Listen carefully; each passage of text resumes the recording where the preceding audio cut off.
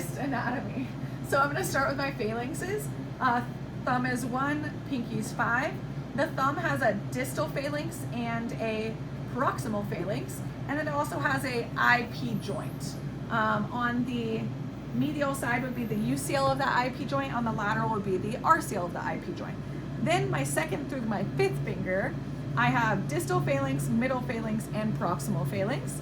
I have my DIP joint, and I have my PIP joint. And again, UCLs on that medial side, RCLs on that lateral side. You're palpating phalanxes for fractures or dislocations. You're palpating IP joints for sprains with a P. Then I have my metacarpals, so metacarpal 1, and then coming from my phalanx to my wrist, 2, 3, 4, and 5. Those are all for a fracture, and especially the fifth, which would be for a boxer's fracture. Where my metacarpals meet my phalanges is my MCP joint. So right where your knuckles are, those are the MCP joints. And each of those have an UCL and an RCL, so like a medial collateral ligament and lateral collateral ligament. So I'm palpating the MCP joint for a sprain or a dislocation. Then I have all my carpal bones. So you're gonna start at the snuff box, having them go here. That is gonna be my scaphoid. From my scaphoid, I can turn anteriorly, and I'm gonna have my lunate. Then I'm gonna have my triquetrum and my pisiform in kind of this manner. Then if I go at the proximal first metacarpal joint, you're going to have the next row. So trapezium and trapezoid. Then I have my carpal tunnel, and then I have my capitate. And then I have my hamate on the end. Hamate you can also find by palpating the end of the ulna and going just distal to that, and you'll feel the hook of the hamate right there. So trapezium, trapezoid, capitate, and hamate. Remember, some losers try positions that they can't handle.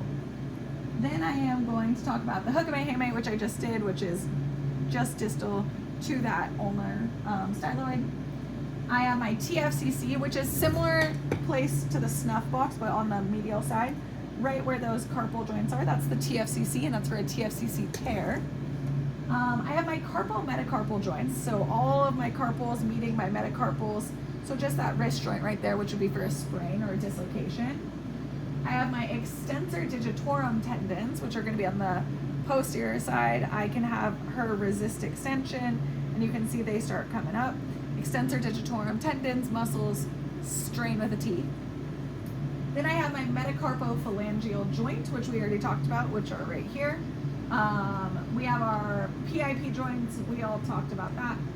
Remember, for ulnar collateral ligaments, there's an ulnar collateral ligament of the elbow, and then at the MCP and at the IP joints, same with the RCL, and at the MCP and the IP joints. And you're palpating all of those for a sprain with a P.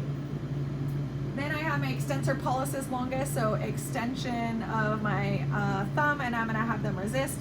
The extensor is gonna be more like directly on that metacarpal joint.